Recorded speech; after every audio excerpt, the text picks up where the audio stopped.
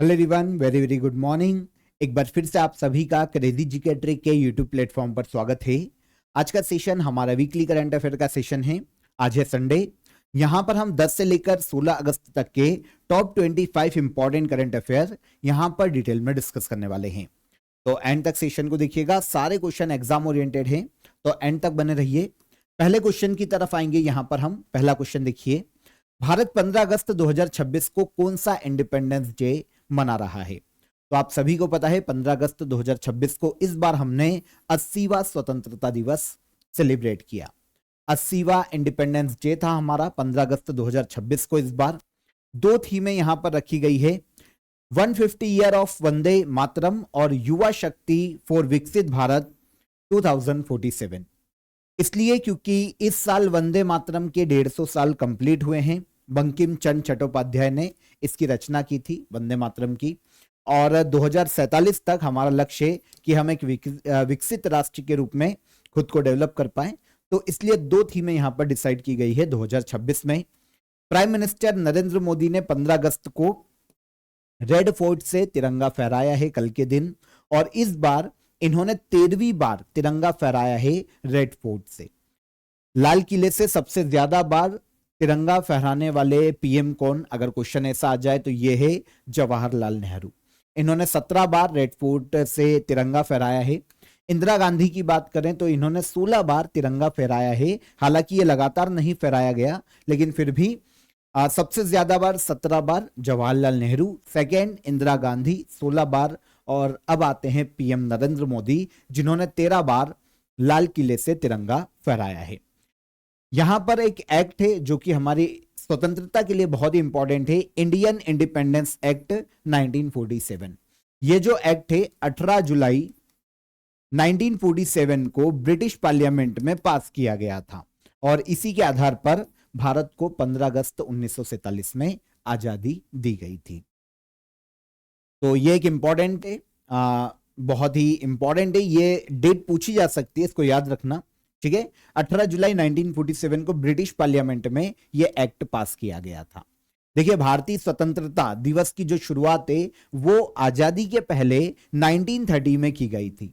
1929 में कांग्रेस का लाहौर अधिवेशन आयोजित किया गया था, और यहां पर अनाउंस किया गया कि अगले साल 26 जनवरी से हम इंडिपेंडेंस डे के रूप में सेलिब्रेट करेंगे। तो पहली बार इंडिपेंडेंस डे 26 जनवरी 1930 को मनाया गया। जब 1947 में भारत आजाद हो गया तो 15 अगस्त को हमारा इंडिपेंडेंस डे हो गया, और 26 जनवरी क्योंकि एक हिस्टोरिकल डेट थी तो इस दिन भारत के संविधान को लागू किया गया, और यह 1950 से रिपब्लिक डे के रूप में मनाया जाने लगा। ये बेसिक्स हैं, याद रखिएगा। 15 अगस्त को भारतीय अंतरिक्ष अनुसंधान संगठन का कौन सा स्थापना दिवस मनाया जा रहा है? तो 15 अगस्त को इसरो का 57th फाउंडेशन डे मनाया गया। किसका? इसरो का। भारत की स्पेस एजेंसी है ISRO, Indian Space Research Organisation. इसकी स्थापना 15 अगस्त 1969 को की गई थी। 2026 में इसका 57th फाउंडेशन डे है। डॉक्टर विक्रम साराभाई इसरो के जनक माने जाते हैं, फाउंडर माने जाते हैं, इसलिए भारत में फादर ऑफ स्पेस प्रोग्राम किसे कहा जाता है? विक्रम साराभाई को। हेडक्वार्टर कर्नाटका के बेंगलुरु में है इसरो का, और वर्तमान चेयरमैन है इसरो के वी नारायणन, ठीक है। पहले स्पेस प्रोग्राम के लिए इसरो के पहले इनकोस्पार नाम की संस्था काम करती थी। इसको 1962 में डॉक्टर विक्रम साराभाई ने ही स्थापित किया था, और फिर आगे चलकर 1969 में इसे ही कन्वर्ट कर दिया गया, किसके रूप में? इसरो के रूप में। FIH हॉकी वर्ल्ड कप 2026 का आयोजन कहां किया जा रहा है? FIH हॉकी वर्ल्ड कप 2026 का आयोजन किया जा रहा है संयुक्त रूप से बेल्जियम और नीदरलैंड में। देखिए, पहली बार हो रहा है ऐसा कि हॉकी वर्ल्ड कप में मेंस और विमेंस दोनों इवेंट एक साथ आयोजित किए जा रहे हैं वर्ल्ड कप के। संयुक्त रूप से बेल्जियम और नीदरलैंड में 15 तारीख को यह शुरू हुआ है, और 30 अगस्त तक इसका आयोजन किया जाएगा। 16 टीमें यहां पर पार्टिसिपेट करेगी दोनों टूर्नामेंट में, चाहे विमेन हो या मेंस टूर्नामेंट हो। देखिए, FIH हॉकी वर्ल्ड कप पुरुषों की सबसे बड़ी इंटरनेशनल हॉकी चैंपियनशिप है। इसका पहला एडिशन 1971 में स्पेन के बार्सिलोना में आयोजित किया गया था, और पहला इवेंट जीता था पाकिस्तान ने। 2026 में 16 इवेंट एडिशन आयोजित किया जा रहा है। विमेंस कैटेगरी की शुरुआत भी 1971 में हुई थी। फ्रांस में इसका आयोजन किया गया था और पहले एडिशन की विनर थी नीदरलैंड। 2026 में इसका भी 16वां एडिशन आयोजित किया जा रहा है। पहले ये अलग अलग होते थे लेकिन अब एक साथ आयोजित किए जा रहे हैं इस साल से। वर्ल्ड कप पहले 2 साल में आयोजित किया जाता था लेकिन 1978 से 4 साल में एक बार आयोजित किया जाना शुरू किया गया। इंडिया केवल एक बार मेंस हॉकी वर्ल्ड कप जीता है 1975 में। मेंस हॉकी वर्ल्ड कप की सबसे सक्सेसफुल टीम है पाकिस्तान, जिसने 4 बार ये टाइटल जीता है। इस बार इंडियन मेंस हॉकी टीम के कैप्टन है हरमनप्रीत सिंह और विमेंस टीम की कैप्टन है Salima Tete. International hockey federation इसका आयोजन करवाता है। 1924 में ये संस्था बनी थी। स्विट्जरलैंड के लुसाने में इसका हेडक्वार्टर है और तैयब इकराम जो कि पाकिस्तान से आते हैं इस संस्था के प्रेसिडेंट के पद पर हैं। 16वें वित्त आयोग की सिफारिश के बाद अधिसूचित प्राकृतिक आपदाओं की सूची में किन 2 डिजास्टर्स को जोड़ा गया है? तो रिसेंटली 16वें फाइनेंस कमीशन की सिफारिशों को लागू किया गया है 2026 से लेकर 2031 तक के 5 सालों के लिए। और इसमें हिटवेव और आकाशीय बिजली जो है, हिटवेव और लाइटनिंग, इसे नेचुरल डिजास्टर की कैटेगरी में शामिल किया गया। पहले ऐसे नेचुरल डिजास्टर 12 थे, अब इनकी संख्या हो गई है 14। हिटवेव और लाइटनिंग को इसमें शामिल किया गया। 16वें फाइनेंस कमीशन के अध्यक्ष अरविंद पनगरिया है, याद रखिएगा। इसी कमेटी या आयोग की रिकमेंडेशन के आधार पर सेंट्रल गवर्नमेंट ने हिटवेव और लाइटनिंग को ऑफिशियल नोटिफाइड नेचुरल डिजास्टर या कैलेमिटीज अनाउंस किया है। 2026 से 31 तक के लिए अब स्टेट डिजास्टर रिस्पॉन्स फंड और national disaster response fund, okay, इसकी गाइडलाइन के तहत इनको लागू किया जा सकेगा। पहले ऐसे डिजास्टर 12 थे, अब 14 कर दिए गए हैं। इसका मतलब यह है कि अब अगर लाइटनिंग और हिटवेव के कारण राज्य को नुकसान होता है तो स्टेट को रिलीफ और डिजास्टर रिस्पॉन्स एसडीआरएफ और एनडीआरएफ से फाइनेंशियली मिल पाएगा। मतलब उन्हें फाइनेंशियली हेल्प इन दोनों फंड से मिल पाएगी।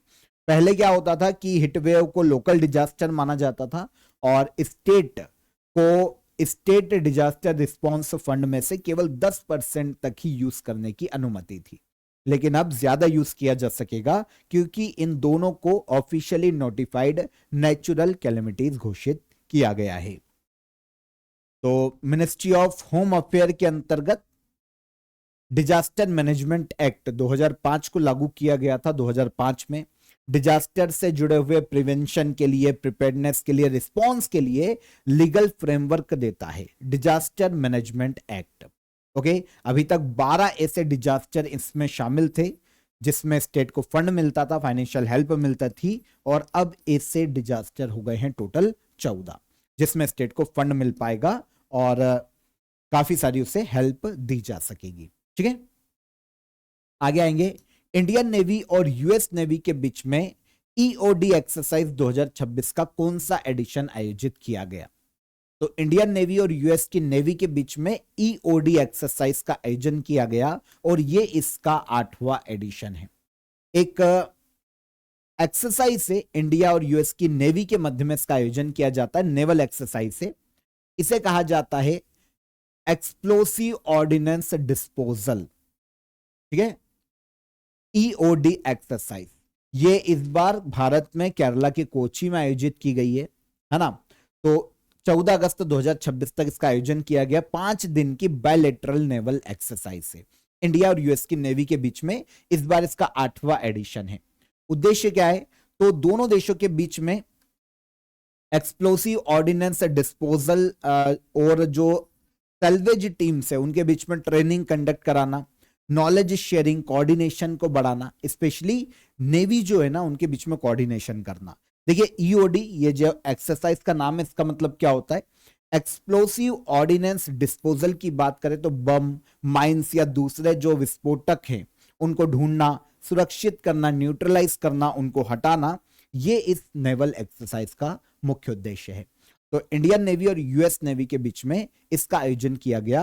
8th एडिशन केरला के कोची में इस बार आयोजित किया गया है। अंतरराष्ट्रीय युवा दिवस हर साल किस दिन मनाया जाता है? इंटरनेशनल यूथ डे, ये डे हर साल मनाया जाता है 12 अगस्त को। कब मनाया जाता है? 12 अगस्त को। तो 12 अगस्त को भारत पूरे वर्ल्ड में यूथ के जो इशू हैं, उनकी जो समस्याएं हैं, उनके प्रति लोगों को अवेयर करना, है ना, यूथ को सेव करना, उन्हें सेव करना, किसी प्रकार के डिप्रेशन से उनको बचाना। तो ये उद्देश्य इंटरनेशनल यूथ डे को मनाए जाने का। 12 अगस्त को ये मनाया जाता है। यूनाइटेड नेशन ने 1999 में इसे मान्यता दी थी और पहली बार 12 अगस्त सन 2000 को इंटरनेशनल यूथ डे मनाया गया। 2026 में डिफरेंट कॉन्टेक्स्ट कॉमन एस्पिरेशंस, ये थीम रखी गई है इंटरनेशनल यूथ डे की। कब मनाया जाता है? 12 अगस्त को। अरुणाचल प्रदेश में कितनी स्ट्रेटेजिक जगहों के नामों को स्टैंडर्ड बनाने के लिए नेशनल मैप को ऑफिशियली अपडेट किया गया है? तो सेंट्रल गवर्नमेंट ने रिसेंटली अरुणाचल प्रदेश के मैप को ऑफिशियली अपडेट किया है और 27 मेजर लोकेशन के इंडियन नाम दिए हैं। ओके, तो अरुणाचल प्रदेश में 27 स्ट्रेटेजिक प्लेसेस हैं जिनके नामों को स्टैंडर्ड बनाने के लिए नेशनल मैप को ऑफिशियली अपडेट किया गया है सेंट्रल गवर्नमेंट के द्वारा। एक्चुअल में हो क्या रहा था कि बॉर्डर्स के कुछ एरियाज हैं, कुछ विलेजेस हैं, कुछ पासेस हैं जिन पर चाइना अपना दावा कर रहा था और वो बार बार चाइनीज नाम उनके रख रहा था। तो इंडियन गवर्नमेंट ने क्या किया है कि 27 स्ट्रेटेजिक साइट्स जो हैं उनको ऑफिशियली नाम दिया है और नेशनल मैप में इनको अपग्रेड किया गया है। मिनिस्ट्री ऑफ होम अफेयर और सर्वे ऑफ इंडिया ने मिलकर यह काम किया है। 27 साइट में 21 तो लैंड एरिया है, विलेजेस है, 4 माउंटेन पास है और एक हाई एल्टीट्यूड लेक है जिसका नाम है शंभू सरोवर। तो कभी यह क्वेश्चन आ जाए कि शंभू सरोवर कहां पर है लेक, तो अरुणाचल प्रदेश राज्य में। एक वॉर मेमोरियल भी है जिसको नामकरण किया गया है इंडिया के द्वारा और अरुणाचल प्रदेश के इन प्लेसेस को इंडिया के मैप पर ऑफिशियली अपडेट किया गया।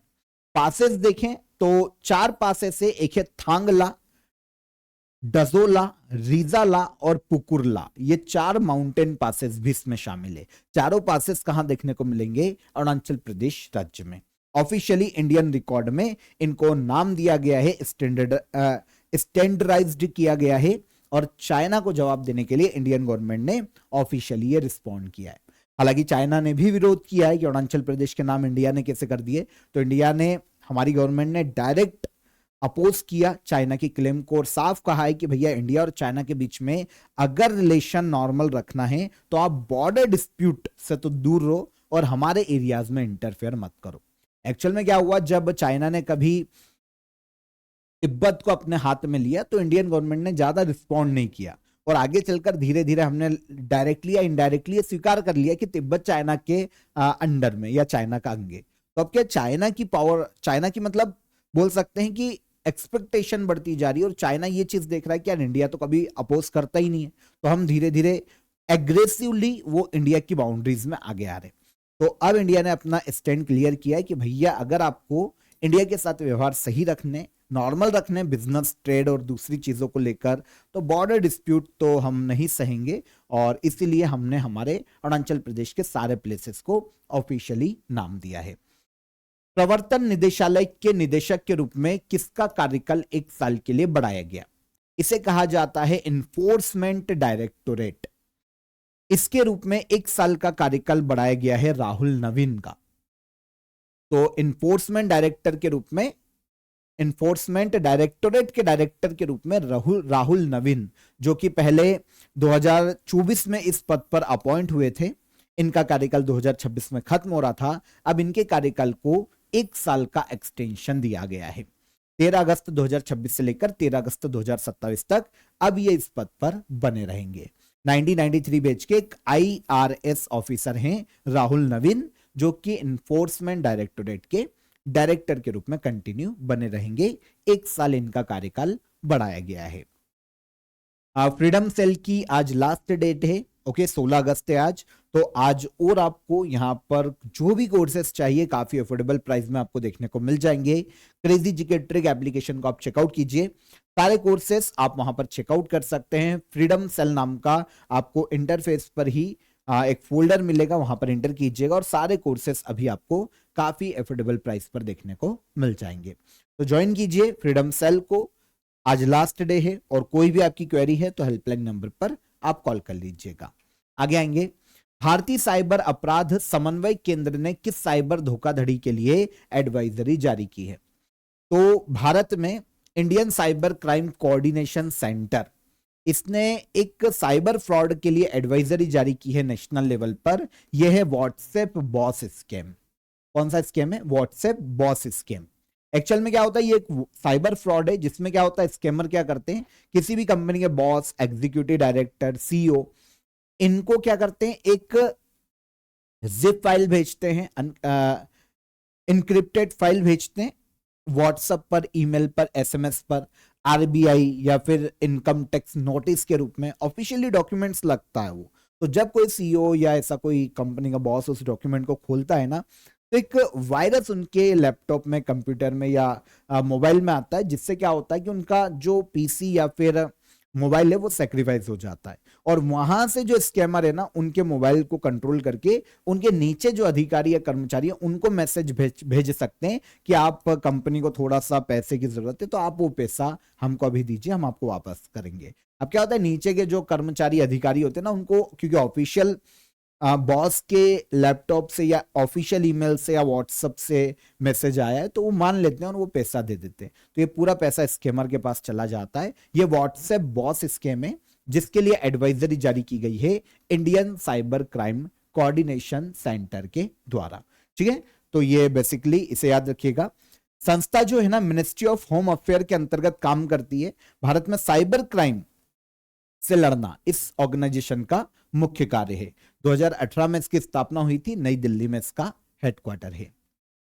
31 जुलाई 2026 तक भारत ने कितनी non fossil fuel power capacity हासिल कर ली है? तो 31 जुलाई 2026 तक इंडिया ने नॉन फॉसिल्स फ्यूल कैपेसिटी जो अचीव की है ये 300.50 गीगावाट है, मतलब 300 गीगावाट से ज्यादा अब हमारी non fossils fuel power capacity है। तो रिसेंटली सेंट्रल गवर्नमेंट ने इसकी जानकारी दी है कि हमारा जो लक्ष्य 2030 तक 500 gigawatt non fossils fuel power capacity को अचीव करने का, उसका 60% से ज्यादा हमने 31 जुलाई 2026 तक अचीव कर लिया है। और 31 जुलाई 2026 तक हमारी जो non fossils fuel power capacity है ये 300.50 गीगावाट की हो गई है। देश की कुल इलेक्ट्रिसिटी कैपेसिटी में अब 54% से ज्यादा जो हिस्सा है वो नॉन फॉसिल्स पावर कैपेसिटी का है। ठीक है, तो ये सेंट्रल गवर्नमेंट ने अनाउंस किया है। नॉन फॉसिल्स फ्यूल क्या होते हैं? जो पावर, मतलब जिसमें कोल, पेट्रोलियम, नेचुरल गैस इनका यूज नहीं होता। तो मतलब solar, wind, hydro power, bio power energy जो होती है, न्यूक्लियर एनर्जी जो होती है, ये non fossils fuel power capacity है। तो 300 गीगावाट के लक्ष्य को हमने पार किया है। इसमें सबसे ज्यादा योगदान है सोलर पावर का 164.59 गीगावाट। ठीक है, तो इसको याद रखना। स्कोप 2 एमिशन फ्री स्टेटस हासिल करने वाला भारत का पहला बड़ा पोर्ट कौन सा बना है? स्कोप 2 एमिशन फ्री स्टेटस हासिल करने वाला इंडिया का पहला बड़ा मेजर पोर्ट बना है वीओ चिदम्बरनार पोर्ट। और यह कहां पर देखने को मिलेगा? यह देखने को मिलेगा भारत के तमिलनाडु राज्य में। कहां पर? तमिलनाडु में।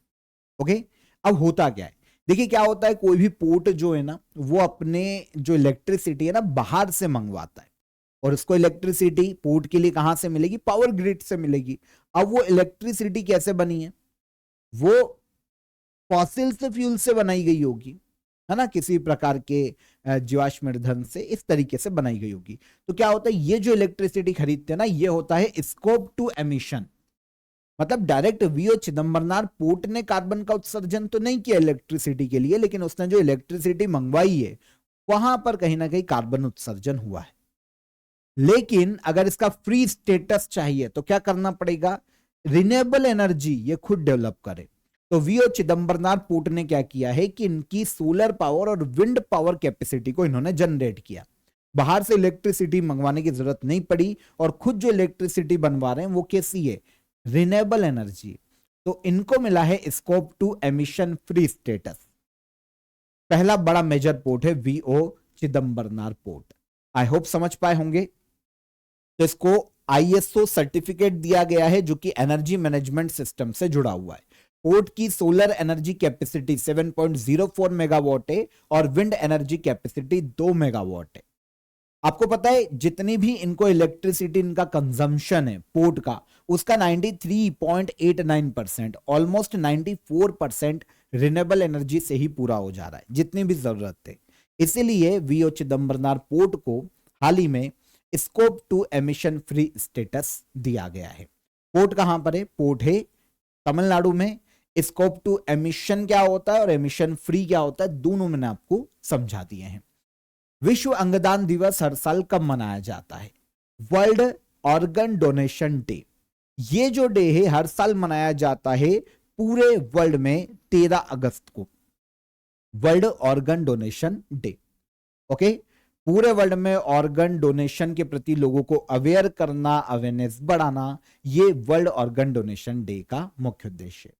ये 13 अगस्त को मनाया जाता है, लेकिन इंडिया में नेशनल ऑर्गन डे 3 अगस्त को मनाया जाता है। क्योंकि क्या हुआ था कि 3 अगस्त 1994 को इंडिया में पहली बार सक्सेसफुली ऑर्गन ट्रांसप्लांट हुआ था। एम्स दिल्ली में हार्ट ट्रांसप्लांट किया गया था, इसलिए 3 अगस्त को इंडिया में नेशनल ऑर्गन डे मनाया जाता है और वर्ल्ड ऑर्गन डोनेशन डे मनाया जाता है 13 अगस्त को, है ना। क्योंकि क्या हुआ था कि दुनिया का जो पहला ऑर्गन डोनेशन है डॉक्टर जोसेफ मुरे ने किया था 1954 में। इसी के लिए इनको 1990 में मेडिसिन का नोबेल दिया गया था और वर्ल्ड में ऑर्गन डोनेशन की इन्होंने शुरुआत की थी। तो इनके सम्मान में वर्ल्ड ऑर्गन डोनेशन डे कब मनाया जाता है? 13 अगस्त को मनाया जाता है। वर्ल्ड एथलेटिक्स अंडर 20 चैंपियनशिप 2026 में भारत ने कुल कितने मेडल जीते हैं? तो वर्ल्ड एथलेटिक्स अंडर 20 चैंपियनशिप 2026 में इंडिया ने टोटल 3 मेडल अपने नाम किए। कितने? 3। आयोजन कहां पर किया गया? तो आयोजन हुआ था इसका ऑरिगॉन, जो कि यूएसए का शहर है। यहां पर वर्ल्ड एथलेटिक्स अंडर 20 चैंपियनशिप 2026 का आयोजन किया गया। 147 टीम्स के 1800 से ज्यादा एथलीट ने यहां पर पार्टिसिपेट किया। इंडिया ने 3 मेडल जीते और मेडल टेली में हमारी 27th रैंक है। पहला दो हमने सिल्वर जीते और एक हमने ब्रॉन्ज जीता है पूरे टूर्नामेंट में। 20 साल से कम उम्र के जो एथलीट है यहां पर पार्टिसिपेट करते हैं। यूएसए में इस बार इसका आयोजन किया गया और इंडिया ने 27वीं रैंक पर रहा 3 मेडल के साथ। पहले पर है यूएसए, सेकेंड पर है केन्या, थर्ड पर है Italy. World athletics under 20 championship, आपको पता है ये जो चैंपियनशिप है ना, इसकी शुरुआत 1986 में की गई थी। ग्रीस के एथेंस शहर में पहली बार यह आयोजित किया गया था और पहले इसको वर्ल्ड जूनियर चैंपियनशिप इन एथलीट्स कहा जाता था, एथलेटिक्स कहा जाता था। 2016 में इसको नाम दिया गया वर्ल्ड अंडर 20 चैंपियनशिप। तो वर्ल्ड एथलेटिक्स अंडर 20 चैंपियनशिप, ठीक है, इस बार 2026 में यूएसए में आयोजन किया गया और मेडल टेली में यूएसए ही पहले स्थान पर है। इंडिया 3 मेडल के साथ इस इवेंट में मेडल टेली में कौन से स्थान पर रहा? 27th रैंक पर। Triumph of the Indian Republic my life my struggles किसकी ऑटोबायोग्राफी है?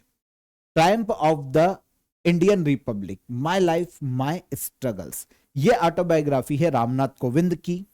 भारत के फॉर्मर प्रेसिडेंट रहे हैं रामनाथ कोविंद। 2017 से लेकर 2022 तक भारत के प्रेसिडेंट के रूप में इन्होंने काम किया है।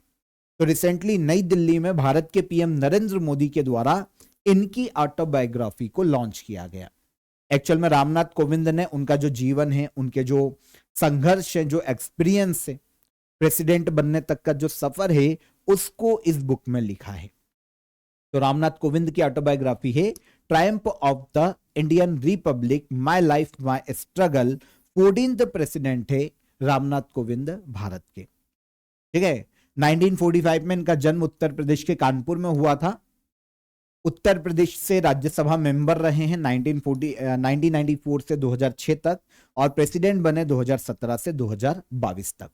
प्रेसिडेंट बनने से पहले ये बिहार के गवर्नर थे 2017 तक, 2015 से 2017 तक। 2026 में ईरानी कप का आयोजन जम्मू कश्मीर में किया जाएगा। यह किस खेल से संबंधित है? ईरानी कप इस साल जम्मू कश्मीर मेजबानी करने वाला है, क्रिकेट का इवेंट है। एक्चुअल में ईरानी कप में क्या होता है, जो रणजी ट्रॉफी विनर होता है ना, वो रेस्ट ऑफ इंडिया के साथ खेलता है ईरानी ट्रॉफी के लिए। इंटरेस्टिंग ये है कि रणजी ट्रॉफी 1934 में शुरू हुई थी। इसके इतिहास में 2025-26 में पहली बार ही जम्मू कश्मीर रणजी ट्रॉफी का खिताब जीता है। और अब ईरानी कप 2026 के मेजबानी भी जम्मू कश्मीर को मिली है। तो अब जम्मू कश्मीर की टीम अपने होम ग्राउंड पर रेस्ट ऑफ इंडिया के साथ खेलेगी ईरानी कप, और फिर जो विनर रहेगा वो ईरानी कप का विनर है। तो क्रिकेट का टूर्नामेंट है ईरानी कप, ध्यान रखना। ये अक्टूबर 2026 में खेला जाएगा जम्मू कश्मीर। 2025-26 में पहली बार रणजी ट्रॉफी जम्मू कश्मीर की टीम जीती है। अब रणजी ट्रॉफी में जम्मू कश्मीर ने फाइनल में कर्नाटका की टीम को हराकर पहली बार ही रणजी ट्रॉफी का खिताब जीता था। अब ये ईरानी ट्रॉफी में रेस्ट ऑफ इंडिया के साथ खेलेगी। ठीक है, ईरानी ट्रॉफी 1960 में शुरू हुई थी, क्रिकेट का इवेंट है। ZR ईरानी के नाम पर इसका नामकरण किया गया है। लास्ट ईयर जो ईरानी ट्रॉफी हुई थी उसकी विनर थी विदर्भ की टीम। तीसरी बार ईरानी ट्रॉफी का टाइटल जीता था विदर्भ ने, और इस बार जम्मू कश्मीर और रेस्ट ऑफ इंडिया के बीच में ईरानी ट्रॉफी खेली जाएगी। 73 मिस वर्ल्ड 2026 का आयोजन कहां किया जा रहा है? 73 मिस वर्ल्ड 2026 का आयोजन किया जा रहा है वियतनाम में। इंपॉर्टेंट इसलिए है क्योंकि पहली बार इसका आयोजन वियतनाम में हो रहा है। ओके, और 73 मिस वर्ल्ड, इसमें इंडिया को रिप्रेजेंट करेगी निकिता पोरवाल। मतलब रिप्रेजेंट कौन कर रहा है? निकिता पोरवाल कर रही है, क्योंकि 2024 में फेमिना मिस इंडिया वर्ल्ड 2024 का खिताब जीता था मध्य प्रदेश की उज्जैन की रहने वाली निकिता पोरवाल ने। और जो फेमिना मिस इंडिया वर्ल्ड होता है वो आगे चलकर मिस वर्ल्ड में इंडिया को रिप्रेजेंट करता है। तो निकिता पोरवाल इंडिया को रिप्रेजेंट कर रही है। वियतनाम में पहली बार ही मिस वर्ल्ड का आयोजन किया जा रहा है। 9 अगस्त को यह शुरू हुआ था, 5 सितंबर तक यह आयोजित किया जाएगा। 73 मिस वर्ल्ड है। सबसे पहली बार मिस वर्ल्ड 1951 में लंदन में आयोजित किया गया था, और उस वक्त स्वीडन की किकी हैकेनसन ने यह पहला खिताब जीता था। लास्ट ईयर मिस वर्ल्ड का जो आयोजन है 72वां मिस वर्ल्ड भारत में तेलंगाना के हैदराबाद में किया गया था, और विनर थाईलैंड की ओपल सुचाता चुआंगश्री रही थी। थाईलैंड की पहली महिला जिन्होंने मिस वर्ल्ड का खिताब जीता, ओपन सुचाता चुआंगश्री। ओके, और सोनू सूद को यहां पर ह्यूमैनिटेरियन अवार्ड दिया गया था। इंडिया में मिस वर्ल्ड जीतने वाली पहली महिला रीता फारिया है 1966 में, ऐश्वर्या राय 1994, डायना हेडन 1997, युक्ता मुखी 1999, प्रियंका चोपड़ा सन 2000 और मानुषी छिल्लर 2017 में मिस वर्ल्ड का खिताब जीत चुकी है। भारत का पहला ब्लैक नेक्ड क्रेन फेस्टिवल 2026 कहां आयोजित किया गया? इंडिया का पहला ब्लैक नेक्ड क्रेन फेस्टिवल का आयोजन किया गया लद्दाख के लेह में। काली गर्दन वाला जो सारस होता है उसके संरक्षण के लिए यह पहला नेशनल कॉन्फ्रेंस जो कि आयोजित किया गया, फेस्टिवल इसको बोल लो। ठीक है, लद्दाख का स्टेट बर्ड है ये ब्लैक नेक्ड क्रेन, काली गर्दन का सारस। तो इसके लिए जो ब्लैक नेक्ड क्रेन फेस्टिवल है, इसका इनॉग्रेशन लद्दाख के लेफ्टिनेंट गवर्नर VK सक्सेना के द्वारा किया गया। इस फेस्टिवल में कंजर्वेशन के लिए, इस सारस के कंजर्वेशन के लिए काफी सारे जो रिसर्चर्स हैं, एक्सपर्ट हैं, है ना, जो संरक्षणविद हैं, उन सभी ने पार्टिसिपेट किया। उद्देश्य की है ब्लैक नेक्ड क्रेन का संरक्षण कैसे किया जाए, इसके लिए यहां पर बातचीत की गई है। ओके, काली गर्दन वाला सारस बहुत ही रेयर देखने को मिलता है दक्षिण एशियाई देशों में, इंडिया, भूटान, चाइना और नेपाल, स्पेशली हिमालय रेंज में ही यह देखने को मिलता है। IUCN की वल्नरेबल लिस्ट में शामिल है। पूरे वर्ल्ड में 16,000 ही ऐसे सारस बचे हैं, वो भी स्पेशली इंडिया और आसपास के हिमालय रेंज के देशों में देखने को मिलते हैं। लद्दाख में से पीस ऑफ सिंबल कहा जाता है, स्टेट बर्ड है लद्दाख का। प्रधानमंत्री नरेंद्र मोदी ने IIT दिल्ली में किस AI powered super computing facility का इनॉग्रेशन किया? तो इसका नाम है परम प्रज्ञा। भारत के PM नरेंद्र मोदी ने इसका इनॉग्रेशन किया है नई दिल्ली में, जो IIT दिल्ली का सोनीपत कैंपस है, यहां पर इसका इनॉग्रेशन किया गया।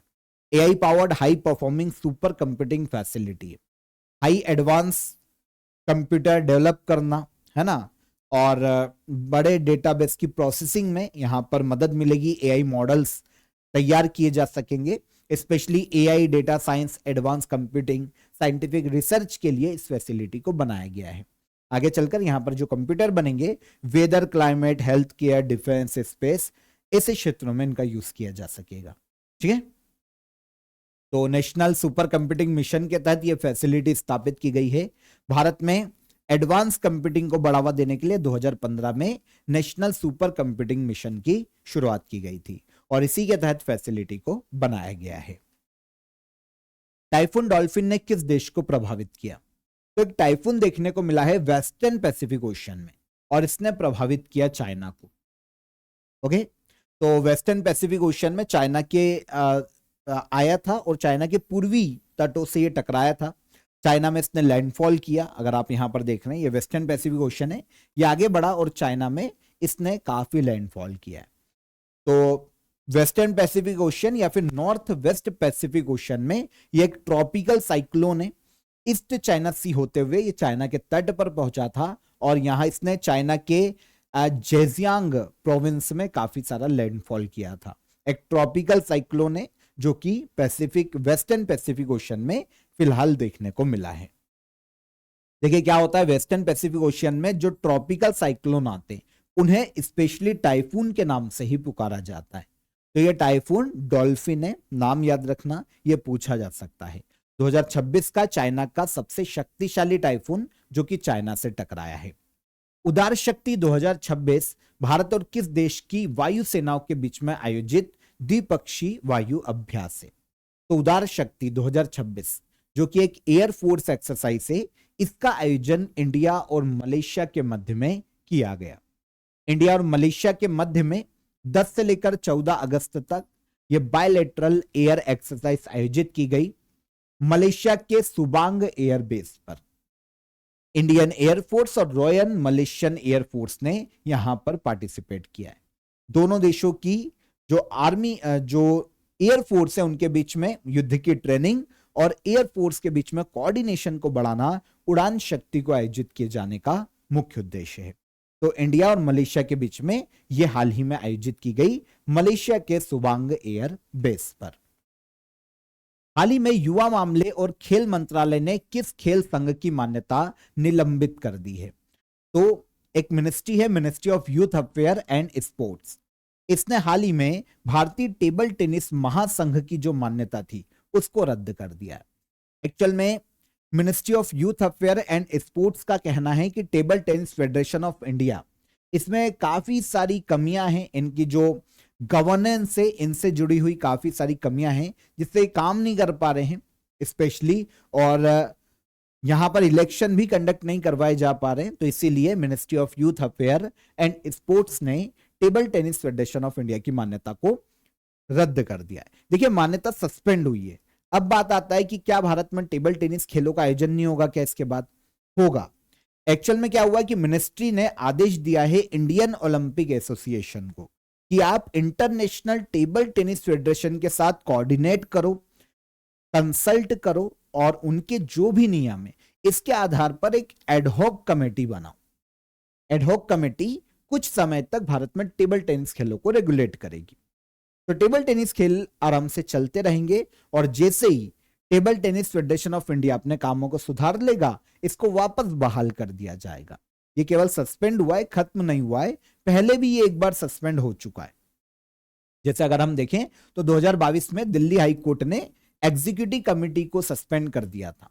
हालांकि बाद में दिसंबर 2022 में सब चीजें सही की गई और फिर वापस इसको बहाल कर दिया गया। तो एक बार फिर से सस्पेंड हुआ है table tennis federation of India, काम सही करने लगेगा तो फिर से इसको लागू कर दिया जाएगा। International table tennis federation global level पर टेबल टेनिस जो खेल हैं, जो इवेंट है, उनको रेगुलेट करती है। 1926 में इसकी स्थापना की गई। स्विट्जरलैंड के ल्यूसाने में इंटरनेशनल टेबल टेनिस फेडरेशन का हेडक्वार्टर है। अगस्त 2026 में हंगरी के नए राष्ट्रपति के रूप में किसे चुना गया? अगस्त 2026 में हंगरी के नए प्रेसिडेंट बनाए गए एंड्रोस बाका। हंगरी की बात करते हैं ना तो एक यूरोपीय कंट्री है, यहां पर प्रेसिडेंशियल इलेक्शन हुए थे और सुप्रीम कोर्ट के पूर्व चीफ हैं एंड्रास बाका, इनको हंगरी का नया प्रेसिडेंट अपॉइंट किया गया और इन्होंने तमस सुल्योक को रिप्लेस किया है इस पद पर। तो हंगरी के नए प्रेसिडेंट जो कि 19 अगस्त 2026 को पद संभालेंगे और 5 साल तक अपने पद पर रहेंगे हंगरी के प्रेसिडेंट के रूप में, ये कौन बनाए गए? एंड्रास बाका। ठीक है, तो हंगरी यूरोपीय देश है, कैपिटल है इसकी बुडापेस्ट और पीटर मग्यार यहां के प्राइम मिनिस्टर के पद पर है। हंगरी यूरोप का ऐसा देश है जो कि यूरोपीय यूनियन और नाटो दोनों का ही मेंबर है। 12 अगस्त 2026 को भारत के अंतरिक्ष कार्यक्रम के जनक विक्रम साराभाई की कौन सी जयंती मनाई गई? तो 12 अगस्त को विक्रम साराभाई की 107वीं जयंती को मनाया गया। आपको पता है भारत में space programme, father of space programme के जनक कौन कहे जाते हैं? विक्रम साराभाई। इनका जन्म गुजरात के अहमदाबाद में हुआ था 1919 में 12 अगस्त को। अब 107वीं जयंती मनाई गई है विक्रम साराभाई की 12 अगस्त 2026 में। अब इन्होंने 1962 में एक संस्था बनाई थी, Indian national committee for space research, और यही कमिटी आगे चलकर 1969 में इसरो के रूप में कन्वर्ट हो गई। हमने इनकी बात की थी, इसरो का जो क्वेश्चन पढ़ा था हमने, तो इसीलिए विक्रम साराभाई को अंतरिक्ष विज्ञान या स्पेस प्रोग्राम का जनक कहा जाता है। 1966 में विक्रम साराभाई को पद्म भूषण दिया जा चुका है और मरणोपरांत 1972 में पद्म विभूषण से सम्मानित किया गया था। 7.4 तीव्रता का शक्तिशाली भूकंप किस देश में आया है? 7.4 तीव्रता का एक शक्तिशाली भूकंप रिसेंटली कोलंबिया में देखने को मिला है। दक्षिण अमेरिकी देश है कोलंबिया, दक्षिण अमेरिका के पश्चिम में देखने को मिलता है। यहां पर 7.4 मैग्नीट्यूड का भूकंप आया। काफी लोगों की यहां पर मृत्यु हुई थी, काफी लोग घायल हुए थे, काफी सारी बिल्डिंग्स यहां पर गिर गई थी। 21वीं सेंचुरी का कोलंबिया का सबसे पावरफुल भूकंप है ये। एक्चुअल में क्या है, कोलंबिया, इससे लगा हुआ जो वेनेजुएला है, ये जो क्षेत्र है ना, Nazca plate, south American plate और कैरेबियन प्लेट, ये जो 3 भूकंपी प्लेट है, इनके ट्राई जंक्शन पे, इसलिए यहां पर लगातार भूकंप देखने को मिलते हैं। तो कोलंबिया में अभी 7.4 मैग्नीट्यूड का भूकंप आया है। कोलंबिया पैसिफिक ओशन के रिंग ऑफ फायर में है, कैपिटल है बोगोटा, साउथ अमेरिकी कंट्री। 2 महीने पहले इसी से लगा हुआ जो देश है ना वेनेजुएला, वहां पर भी 7+ मैग्नीट्यूड के भूकंप देखने को मिले थे, काफी लोग मारे गए थे। और फिर वेनेजुएला की मदद के लिए इंडियन गवर्नमेंट ने ऑपरेशन अमिस्ताद चलाया था। अब हो सकता है कोलंबिया की मदद के लिए भी हम कोई ऑपरेशन लॉन्च करें, लेट्स सी, जब भी आएगा हम डिस्कस करेंगे। यह है कोलंबिया, ठीक है ना, दक्षिण अमेरिकी देश है, कैपिटल है बोगोटा। लास्ट क्वेश्चन, गुजरात के किस जिले में एशिया कप की पहली रेगिस्तान थीम वाली ड्राइव थ्रू नाइट सफारी बनाई जाएगी? तो गुजरात में बनासकाठा नाम का क्षेत्र है, यहां पर एशिया की पहली desert theme drive through night safari बनाई जाने वाली। मतलब डेजर्ट क्षेत्र है क्योंकि ये शुष्क क्षेत्र है। गुजरात के बनासकाठा में जूना दीसा नाम का प्लेस है। यहां पर क्या हुआ है कि डेजर्ट जूलॉजिकल पार्क और नाइट सफारी को सेंट्रल जू अथॉरिटी ने मंजूरी दी है। जब 103 हेक्टेयर में ये बन के तैयार होगी, इसमें 5 डेडिकेटेड नाइट सफारी बाड़े बनाए जाएंगे और एक अलग से डे जू भी विकसित किया जाएगा। यहां पर लोग जो डेजर्ट के जो एनिमल हैं यहाँ के, उनको देख पाएंगे। 83 स्पीशीज को इन बाड़ों में रखा जाएगा। टोटल 542 करोड़ रुपए इस योजना का पूरा बजट रखा गया है। ये बन जाएगा ना तो एशिया का पहला desert themed drive through night safari हो जाएगी। डेजर्ट में क्योंकि शुष्क क्षेत्र है, इसके अलावा जो ओपन जीप है उसमें बैठकर नाइट में भी इन वन्य जीवों को देखा जा सकेगा। ठीक है, गुजरात में वाइल्ड लाइफ कंजर्वेशन, ब्रीडिंग और इन्वायरमेंटल एजुकेशन को बढ़ावा देना इसे स्थापित किए जाने का मुख्य उद्देश्य है। तो बनाया कहां जाएगा? गुजरात के बनासकाठा क्षेत्र में। ओके, तो यहां पर 10 से लेकर 16 अगस्त तक के सभी करंट अफेयर हमने डिटेल में डिस्कस किए। आई होप सारे क्वेश्चन आपको समझ में आ गए होंगे। फ्रीडम सेल की लास्ट डेट है, तो चेकआउट कीजिएगा एप्लीकेशन को। सारे कोर्सेस आपको काफी अफोर्डेबल प्राइस पर अभी मिल जाएंगे। हम कल फिर मुलाकात करेंगे नेक्स्ट डे की करंट अफेयर में। तब तक आप अपना ख्याल रखिएगा। जय हिंद, जय भारत।